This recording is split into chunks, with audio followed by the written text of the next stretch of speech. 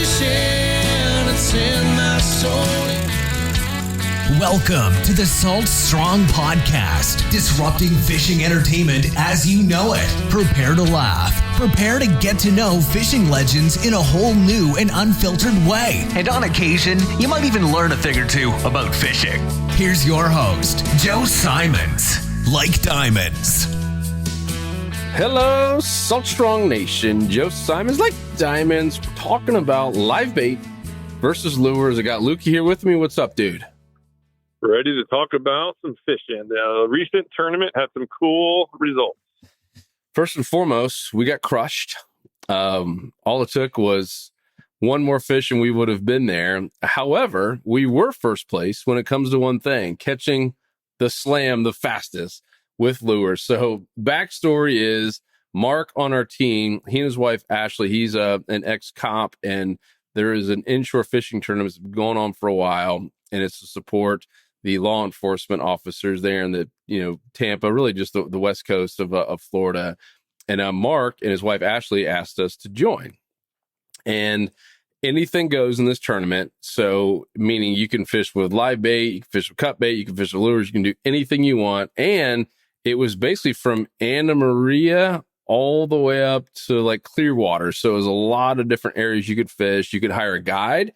So there was kind of anything goes. And a lot of the cops in particular hired their favorite guide to take them out. And so we had all that going against us, if you will. And we still said, hey, let's just stick with artificial lures. And it doesn't help that the Pathfinder has no live well anymore. It's not working. So that was it. That's kind of the backstory. And Luke, talk about what happened. What was going through your mind that morning before the tournament? Well, I mean, knowing that there was over 70 boats and that probably most, if not all but us, were going to be using live or cut bait, definitely knew the odds were not very good on winning. But just from hearing about results last year, Mark fished the year before, and there were a lot of, every day's different. There were a lot of people who struggled to get in the slam, even with bait. And so that was our goal. Okay, let's at least get a slam. That was literally like the game plan. Let's catch at least one redfish, one snook, and one trout. And as far as prioritization, snook, especially big snook, are the toughest to fool in the middle of the day with lures. So that was the first. That was really the quest was, okay, let's get a big snook as fast as we can. So immediately went to one of my snook spots. We had lures ready to go. Had a top water, which is the Moonwalker. Had a skinny lipper, which is our new kind of like it's kind of a top water, but it dives down to the water just in case they're like swiping and missing at the top water. That the skinny lipper is the next best thing. And then also has some paddle tails. In this case, I had the Moonwalker, the Mulligan on a weighted hook, just to fish the shallows, because there's an area that I've been seeing a good amount of big snook, and so that was the target. So go to this area, we're at least going to have a snook, and that'll set the day off in a good positive trajectory. The problem was we get to that spot, and we could start fishing at 6. We were a little bit slow getting out of the gate, and we didn't start fishing about 6:15. Get to the first spot. I was so pumped up, exactly where they're supposed to be. The weather was nice. It was like a good wind direction for this area too. And I had full confidence that we were going to get like a nice one. And we got nothing. We got absolutely nothing. Not only that, this is like to your point, it was probably 6:30-ish, 6:45 in the morning. And there's this Karen out there drinking her coffee, screaming at us that we're on, even though we're out in the water, that we're on her land. I was just like, oh boy, this day is not starting off on the right foot. So ladies screaming at us for fishing. Saying that we're trespassing when we were like 40 feet from shore. It was an interesting conversation. So that was a big distraction from fishing, dealing with that. But most of all, I was telling everybody too that we're going to catch fish in this spot, and so I felt like a total chump. And so now I'm like starting to panic, and it's like it's probably 7:15, 7:30.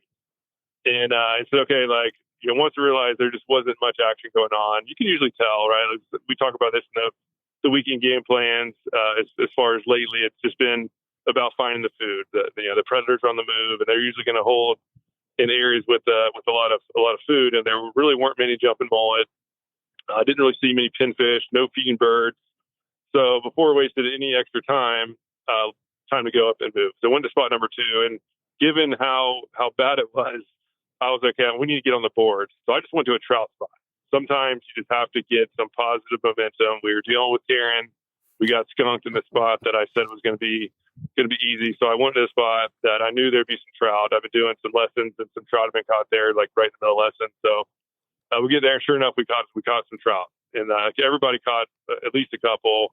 None of them were big, but we at this point we had a 16.5-inch trout, and by this point it was, what time was it, Joe? Maybe 7:45. Yeah, it was shortly after we got there. Yep.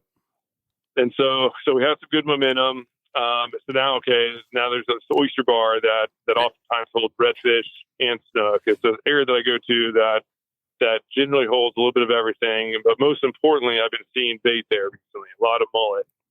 So we get there, and then we get into a redfish. So that's what we finally got.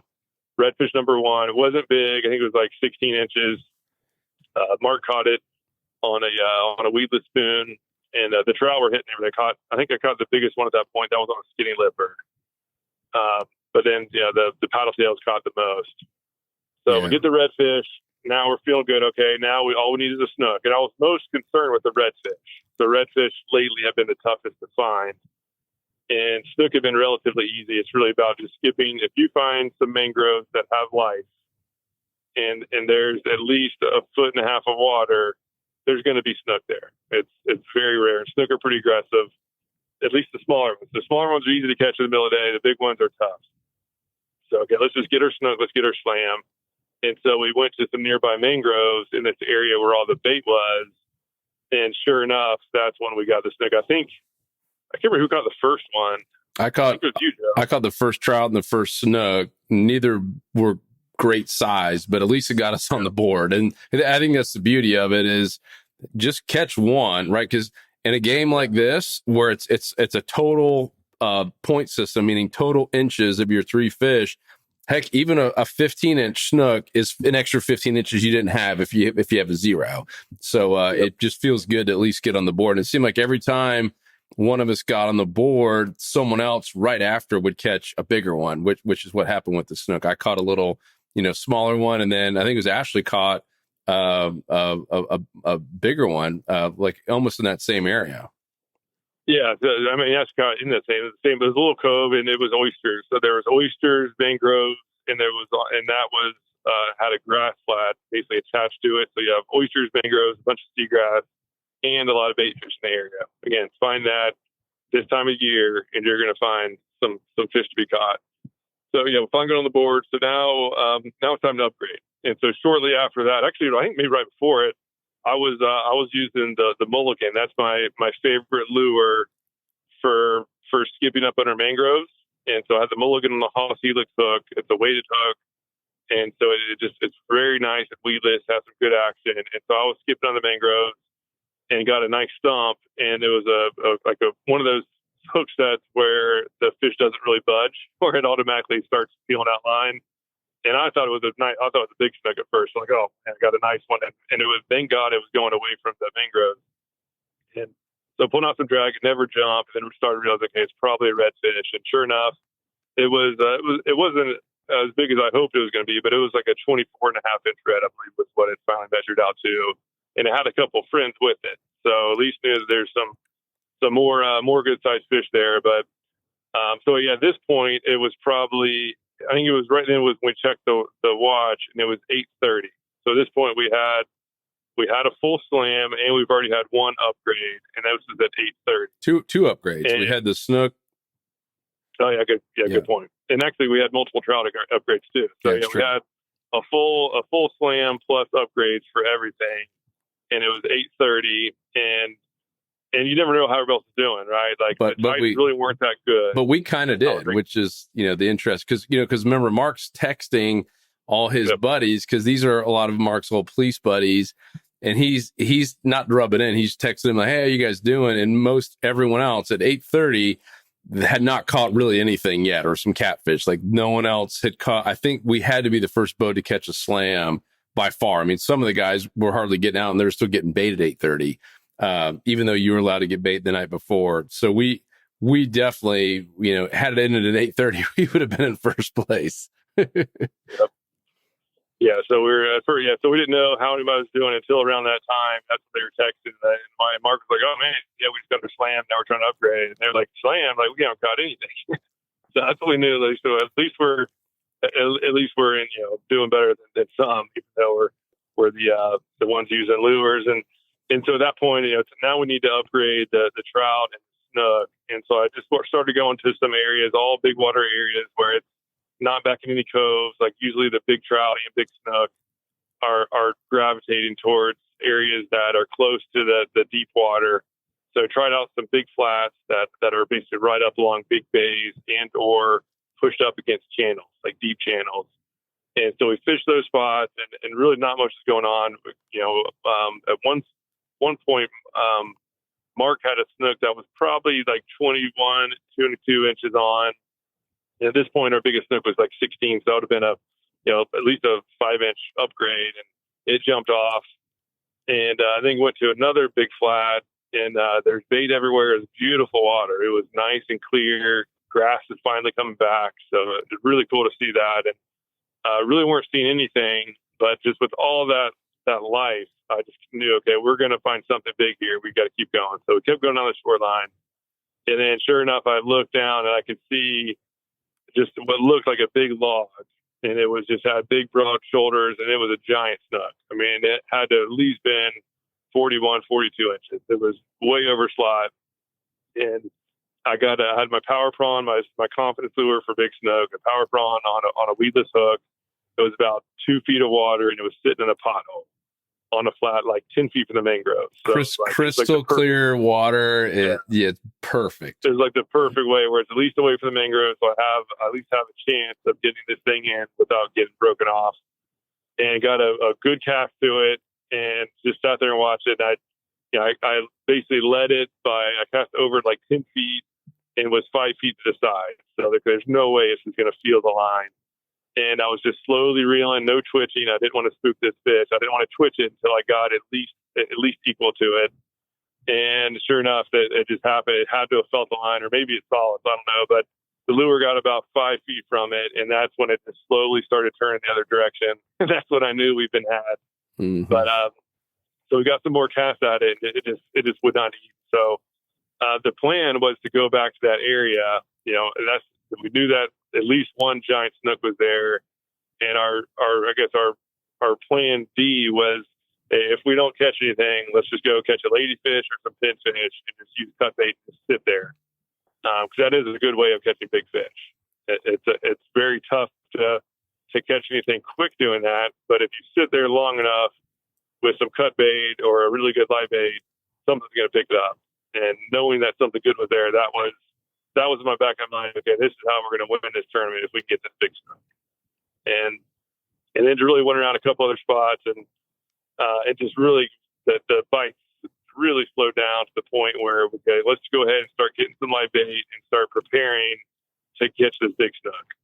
And eventually caught some pinfish.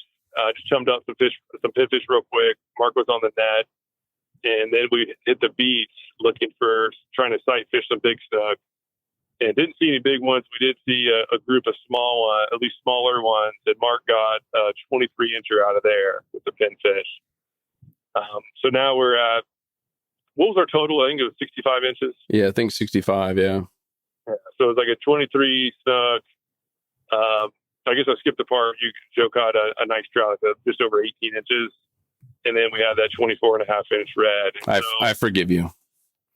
Yeah, sorry about that, Joe. But Joe got that nice trout on the mulligan. Almost. I bet you we hit almost 19 on that one. We probably hit 10 spots at least that trip, and so we had the pinfish. We were preparing to go back to that area with that really big snook, and then this giant storm was coming. Lightning was popping everywhere, and that was just kind of our sign.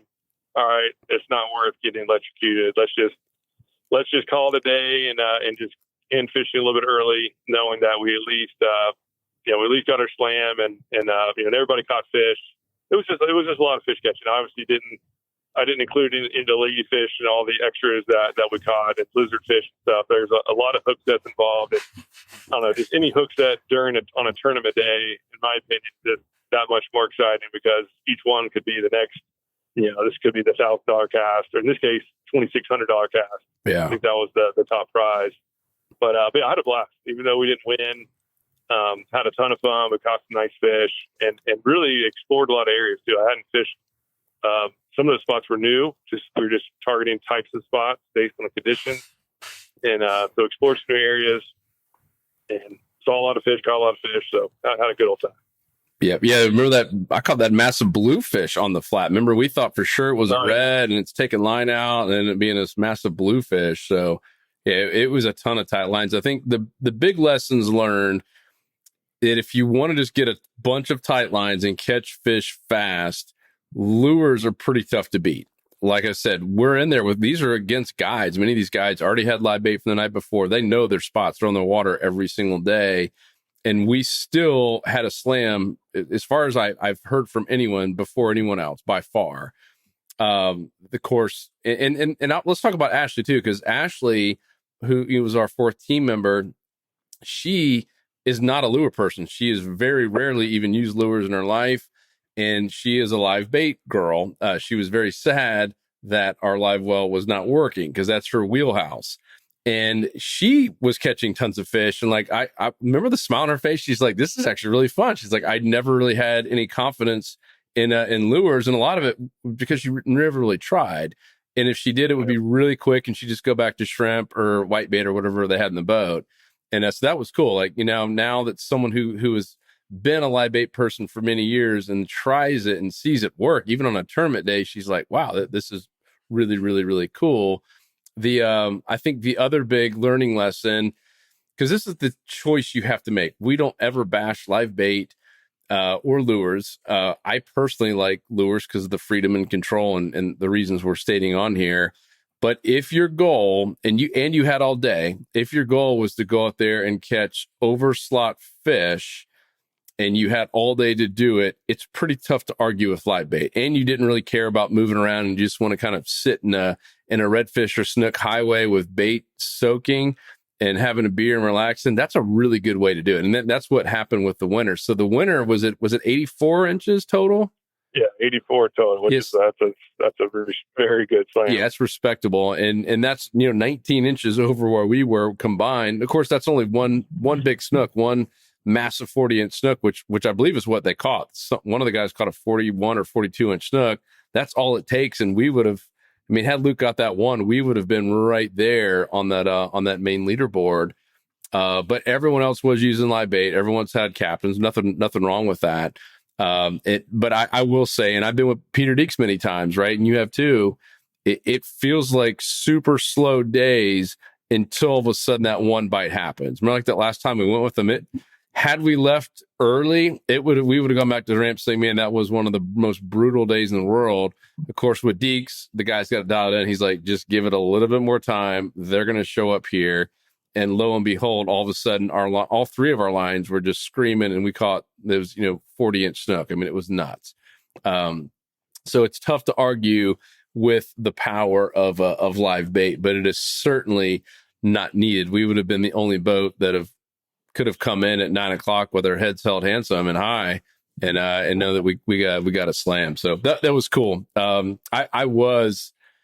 When we came in from that storm, so we basically, came in an hour or so early based on the tournament.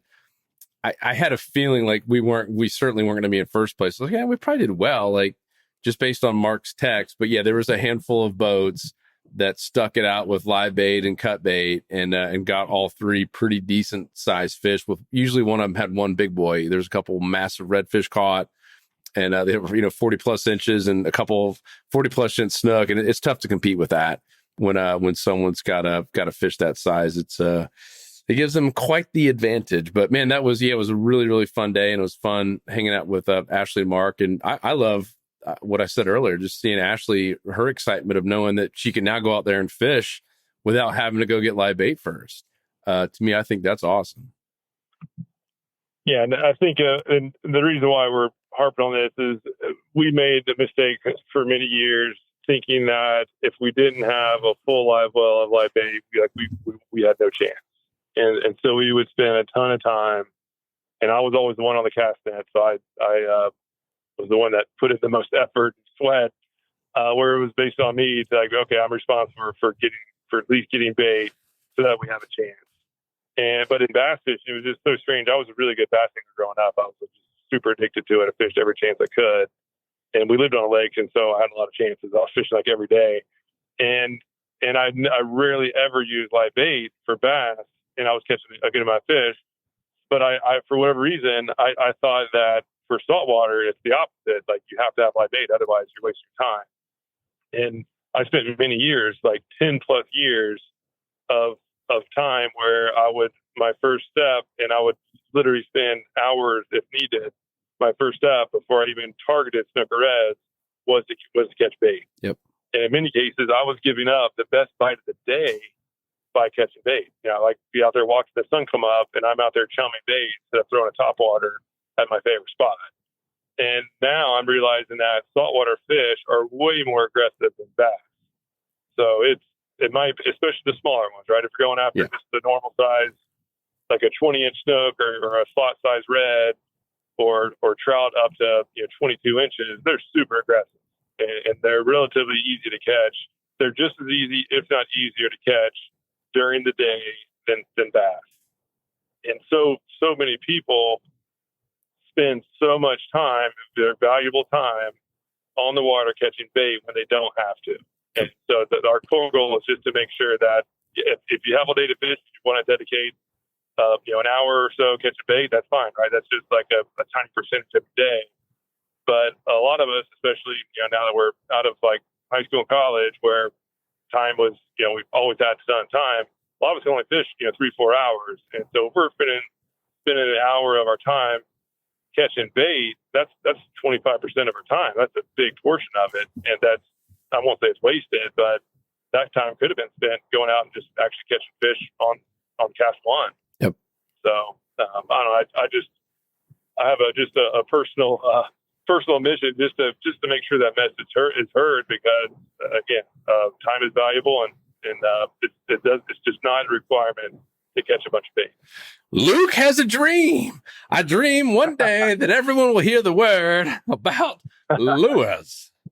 That's right. Yeah, it's good stuff. I want to address another thing too. I've seen in the community, in the insider community, two different people, these are newer members, had mentioned they've never caught a snook before. They caught reds, caught trout, but were struggling with snook. Both in particular, I believe, had just moved down from somewhere up, not like up north New York, but somewhere north of Florida where there's not snook.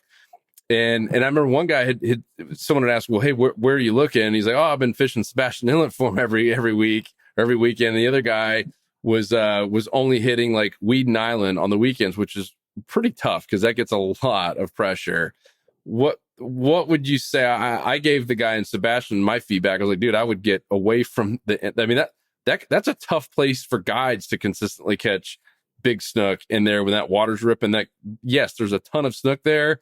But if you're just trying to catch your first one, what would you tell people? You kind of touched on it, but I want to highlight, all right, if I just got to catch a snook, doesn't have to be an over slot or even a slot, just a good snook, where would you go? What kind of spots?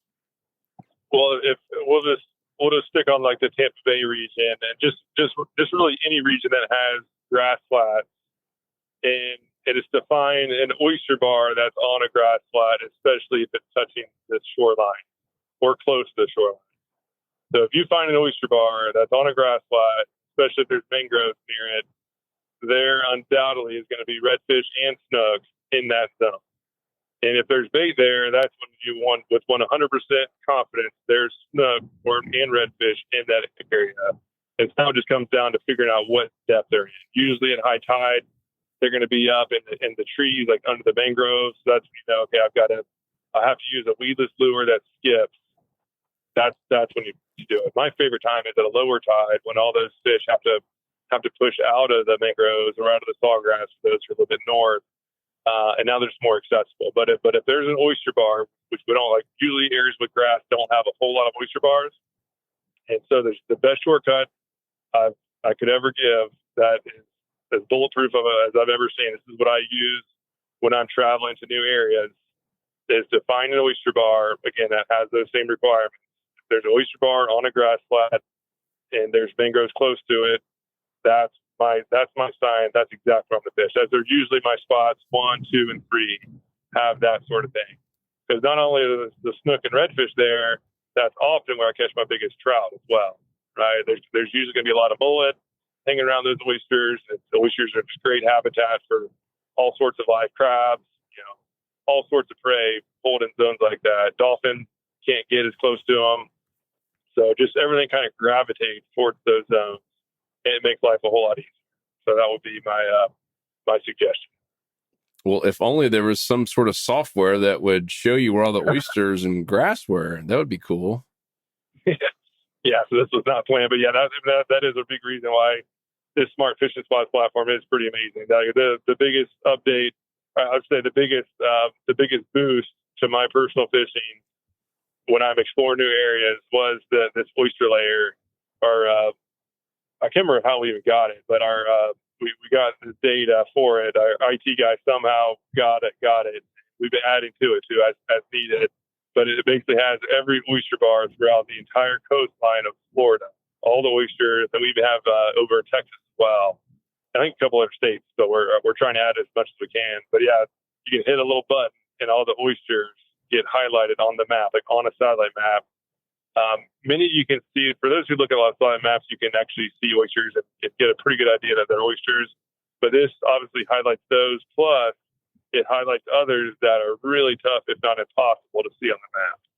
So yeah, if you guys aren't using Smart Fishing Spots, that oyster layer, and you want to catch redfish and snook and big trout, that's the best shortcut you could possibly use. Yep. Smart Fishing Spots, all complimentary, as an insider member on top of the tackle discounts and the community and now new chapter meetings. Gosh, we have so much going on in the Insider Club. It is nuts. So if you haven't joined, go to saltshore.com to join. If you have, thank you guys so much. Make sure to be in the community. We're doing some awesome giveaways. Every month we give away, $500 to $2,000 worth of tackle. We gave away a kayak last month. We're always doing giveaways to anyone who's active inside of the community. So that's community.saltshore.com with our 43,000 members. So appreciate you guys big time. And we'll continue to update you on what we're seeing out there. Wanted to just share the experience in this latest tournament where we had, like I said, an absolute blast. Clearly we're competitive, would have preferred to win, but did have a lot of things stacked against us and still showed up and had a ton of fun catching a bunch of fish. So, and we didn't have to catch any catfish like all the live bait guys. So, anything else? Okay. Anything else for you? Yeah, I was just thinking, I was like, yeah, man, like the area that we caught all the fish had exactly the shortcut I mentioned. Yeah, it did. I went there for that oyster bar in the middle, and that's where we got a red and the bluefish and then a handful of trout.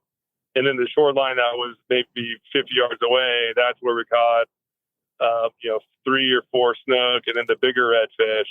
And it just had all those things: oyster bar with seagrass and mangroves nearby. And most importantly, there's live bait, there's mullet and other sorts of prey. That's really where most of the fish catching was in a very short time. Yep. I love it. Cool. All right, guys. Well, come join us there in the Insider community. And otherwise, we will talk to you on the next episode. Peace. We out. See you. Woo. 'Cause fishing, it's in my soul, it was pain.